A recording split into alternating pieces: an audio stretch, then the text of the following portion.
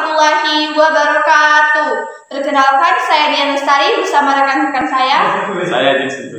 Saya Dewi Astina, Intan Kumalasari, Saya Puspita, Muhammad Ilham Al-Fadili. Ini akan menjelaskan tentang transfer aktif bagian endositosis dan eksositosis. Saya akan menjelaskan tentang transfer aktif.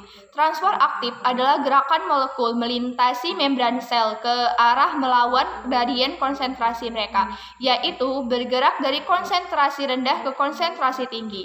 Transfer aktif biasanya berhubungan dengan akumulasi konsentrasi tinggi molekul yang dibutuhkan sel, seperti ion, glukosa, dan asam amino. Jika proses menggunakan energi kimia, seperti dari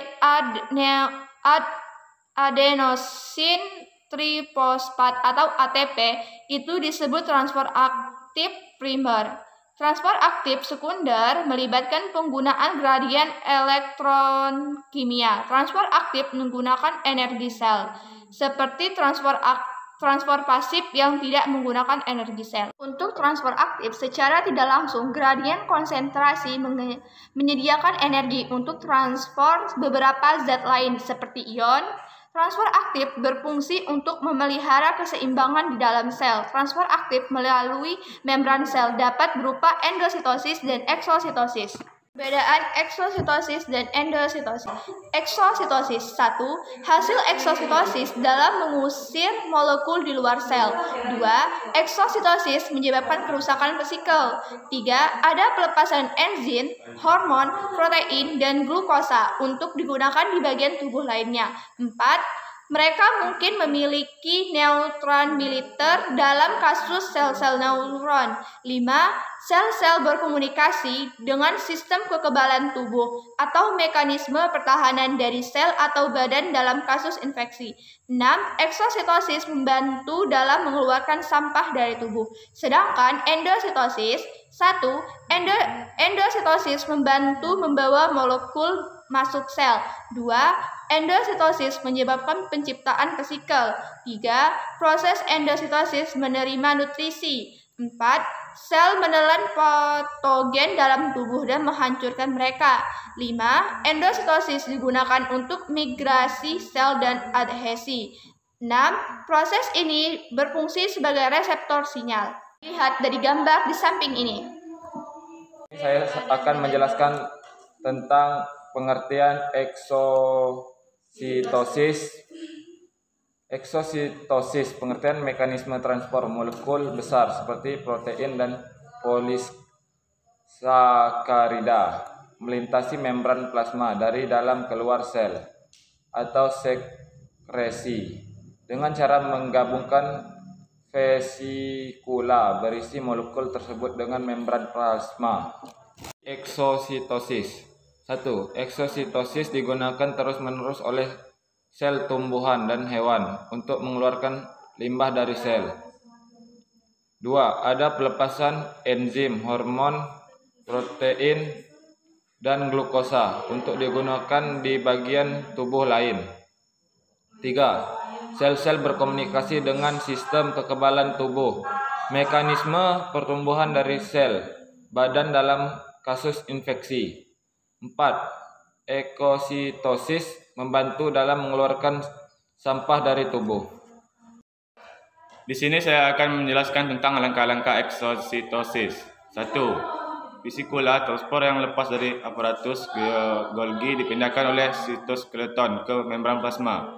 2. Ketika membran vesikula dan membran plasma bertemu, molekul lipid membran menyusun ulang dirinya sendiri sehingga kedua membran bergabung.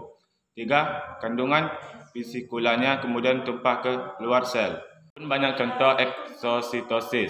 Banyak sel sekretoris menggunakan eksositosis untuk mengirim keluar produk-produknya.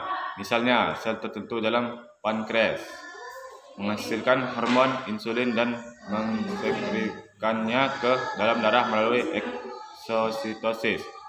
Bisa dilihat di gambar di samping. Dan di sini saya akan menjelaskan tentang endositosis. Pengertian endositosis: transport makromolekul dan materi yang sangat kecil ke dalam sel dengan cara membentuk vesikula baru dari membran plasma. Terdapat 3 bentuk endositosis. 1. Fagositosis hanya menerima molekul yang sangat spesifik. 2. Pinositosis benda yang dimasukkan ke dalam sel berupa cairan. 3. Endositosis dengan bantuan reseptor benda yang dimasukkan ke dalam sel berupa zat atau molekul padat. Dapat dilihat dari gambar di samping ini. Melanjutkan penjelasan dari Intan, yaitu langkah-langkah endositosis. Langkah-langkahnya pada dasarnya merupakan kebalikan dari eksositosis, yaitu yang pertama, sebagian kecil luas membran plasma terbenam ke dalam membentuk kantong. Dan yang kedua, begitu kantong itu semakin dalam, kantong ini terjepit membentuk vesikula yang berisi materi yang terdapat dari luar selnya. Baiklah, di sini saya akan menjelaskan dari penjelasan Sheila. Contoh endositosis di perantai reseptor. Misalnya adalah sel manusia yang menggunakan proses ini untuk menyerap kolesterol. Kolesterol tersebut lalu digunakan dalam sintesis membran dan sebagai prekursor untuk sintesis steroid lainnya. Vesikula tidak hanya mentransfer substansi antara sel dan sekelilingnya. Vesikula ini juga memberikan suatu mekanisme untuk membentuk kembali membran plasma. Itu saja penjelasan dari kami. Saya akhiri. Wassalamualaikum warahmatullahi wabarakatuh.